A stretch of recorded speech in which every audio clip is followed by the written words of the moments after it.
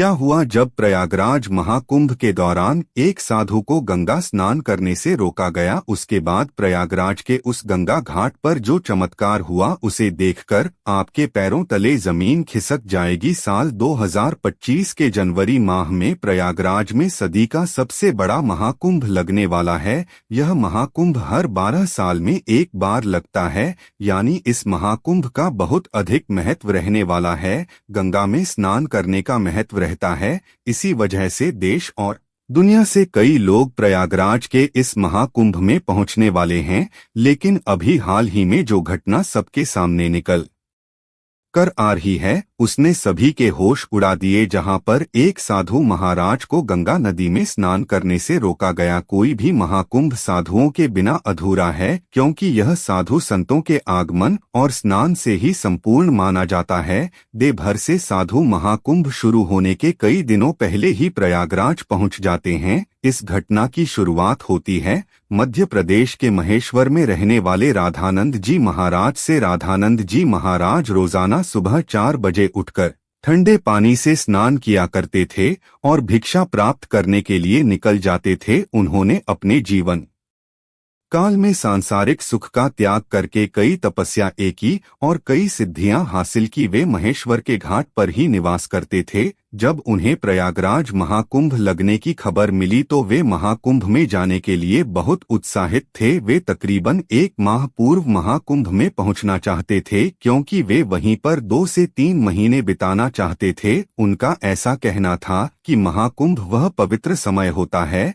जहां पर देवी देवता स्वयं उस स्थान पर मौजूद होते हैं। वहां पर तप करना, साधना करना, भगवान का ध्यान कर बहुत ज्यादा फलदायी है। अगले दिन सुबह राधानंद जी महाराज जब प्रयागराज पहुंचे तो सुबह के 12:30 बज रहे थे। सुबह 4 बजे उनका स्नान करने का दैनिक नियम था। उन्होंने सोचा क्यों ना आज गंगा नदी का पवित्र स्नान किया जाए, और वे प्रयागराज के गंगा घाट पर पहुंच गए। उस स्थान पर गंगा नदी की सफाई का कार्य चल रहा था। राधानंद जी महाराज को यह देखकर बहुत खुशी हुई। जब उन्होंने अपने कपड़े उतारे और गंगा नदी में न करने के लिए आगे बढ़े तो वहां पर खड़े कुछ नगर निगम के अधिकारियों ने उन्हें रोक दिया। उनका कहना था कि आप अभी स्नान नहीं कर सकते, क्योंकि इस समय साफ सफाई का कार्य चल रहा है। प्रयागराज में रोजाना रात्रि के समय गंगा नदी की साफ सफाई का कार्य किया जाता है, ताकि दिन और शाम के समय यात्रियों को इस कारण कोई मुश्किलें ना हो। राधानंद जी महाराज काफी धैर्यवान थे। उन्होंने सफाई अधिकारियों को समझाया कि बात बहुत अच्छी है,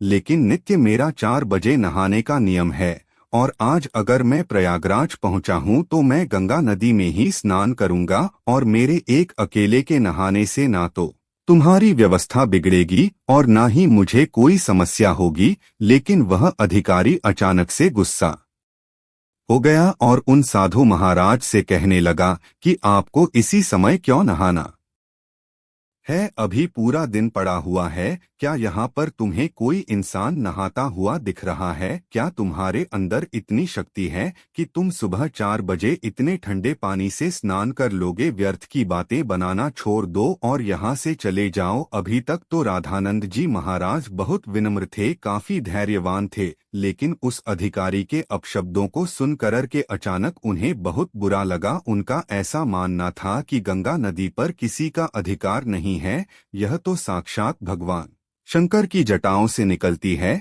जिसके अंदर सभी को अपने पाप धोने का अधिकार है, और उसके लिए कोई निश्चित समय नहीं हो सकता। लेकिन उस समय राधानंद जी महाराज ने उस अधिकारी को कुछ नहीं कहा और सामने घाट पर ध्यान अवस्था में बैठ गए। सबको लग रहा था कि वे साधु महाराज मान गए हैं और पीछे हट गए हैं। अब जब पुनः गंगा नदी के अंदर साफ सफाई की मशीनों को शुरू किया गया तो अचानक से एक बहुत बड़ी घटना घट गई। वे सभी मशीनें शुरू होने का नाम ही नहीं ले रही थी। ऐसा लग रहा था मानो वह जाम हो गई हो या उनके अंदर बहुत सारा कचरा फंस गया हो। अधिकारियों ने मशीन को देखा परखा और उसके अंदर का सारा कचरा बाहर निकाल दिया। सबको उम्मीद थी कि अब मशीनें कार्य करने लगेगी, लेकिन फिर जब मशीन शुरू की गई तो कोई भी मशीन चालू होने को तैयार ही नहीं थी। सभी अधिकारी बहुत हैरान थे, किसी की भी समझ नहीं आ रहा था लेकिन जब मशीन चालू नहीं हुई तो कई मैकेनिकल इंजीनियरों की टीम को मशीन देखने के लिए बुलाया गया। उन सभी मैकेनिकों ने मशीनों को अच्छी तरह से झांसा परखा और यही पाया कि मशीन तो एकदम सही है, लेकिन इसके चालू न होने का कारण किसी को समझ नहीं आ रहा था। राधानंद जी महाराज अभी भी उसी घाट पर ध्यान अवस्था में बैठे हुए थे। गंगा नदी का साफ सफाई का कार्य उस दिन रुका हुआ था। भी लोग बहुत हैरान थे। उस समय जो मैकेनिकल इंजीनियर वहां पर मशीन सही करने आया था, उसने जब राधानंद जी महाराज को देखा तो उसकी आंखें खुली की खुली रह गई। वह राधानंद जी महाराज के चरणों में गिर गया और बाबा उसे आशीर्वाद देने लगे। फिर वह सभी अधिकारियों को बताने लगा कि यह महेश्वर के सिद्ध महाराज है। बचपन के समय पर एक बार जब मुझे सांप ने डस लिया था तो इन्होंने ही अपने चमत्कार से मेरी जान बचाई थी। तब उस अधिकारी को अपनी गलती का एहसास हुआ। वह समझ चुका था अगर यह अपने दैनिक नियम के अनुसार 4 बजे गंगा स्नान करना चाहते थे तो मुझे ही है कि कोई संत चमत्कारी खोखे तभी ही उसे गंगा नदी में स्नान की अनुमति दी जाए। गंगा नदी के ऊपर साधु संतों का सबसे पहला अधिकार है। सभी अधिकारियों ने उनसे हाथ जोड़कर कहा, अब आप गंगा नदी में स्नान कर सकते हैं, हम आपसे बहुत माफी चाहते हैं। राधानंद जी महाराज समझ चुके थे कि सभी अधिकारियों को उनकी गलती का एहसास हो गया है, उनका अभिमान दूर हो गया है। उन्होंने विनम्रता पूर्वक उन अधिकारियों से कहा कि तुम चिंता क्यों करते हो, अभी समय कहाँ बीता है, जरा अपनी घड़ी में समय तो देखो, आखिर क्या बजे हैं। जब सभी अधिकारियों ने अपनी घड़ी में समय देखा तो उनके रोंगटे खड़े हो गए, क्योंकि उस समय सुबह के 4 बज रहे थे। किसी भी अधिकारी को यह समझ नहीं आ रहा था आखिर इतना इन्हा बड़ा चमत्कार कैसे हुआ। आखिर राधानंद जी महाराज ने अपने चमत्कार से समय को कैसे पलट दिया। इतना बड़ा चमत्कार देखकर सभी अधिकारी उनके चरणों में गिर गए और बाबा की जयकार लगाने लगे। इस चमत्कारी घटना के बाद सब लोग उन्हें मान गए और उनके दास बन गए, जिसके बाद वे सुबह 4 बजे अपने नित्य कर्म के अनुसार वे गंगा नदी में स्नान करने पहुंचे और इधर मशीनों को फिर से काम करना शुरू कर दिया। सारी मन एक साथ चालू हो चुकी थी, जिससे यह प्रमाणित हो गया कि यह मशीनें केवल रामानंद जी महाराज के इशारे का इंतजार कर रही थी। जैसे ही उन्होंने अधिकारियों का अभिमान चूर किया और गंगा नदी में स्नान किया, वैसे ही फिर से मशीनें चल पड़ी। यह बहुत बड़ा चमत्कार था जो हाल ही में प्रयागराज के महाकुंभ में हुआ है। वास्तव में दोस्तों, यह भूमि साधु संतों की भूमि है। यहाँ पर साधु संतों का ना तो अपमान किया जा सकता है और ना ही उन्हें छो समझा जाता है। इस देश का हर संत इस देश के लिए कुछ ना कुछ करता है और भक्तों को अध्यात्म के मार्ग से जोड़ता है। हमें कभी भी उनका अपमान नहीं करना चाहिए और ना ही उन्हें छोटा समझना चाहिए। इस पूरी घटना को लेकर आपके क्या विचार है, हमें नीचे कमेंट बॉक्स में जरूर बताइएगा। अगर वीडियो आपको पसंद आई हो तो लाइक जरूर करें, साथ ही चैनल को सब्सक्राइब करके बेल आइकॉन को प्रेस कर लें। हर महादेव।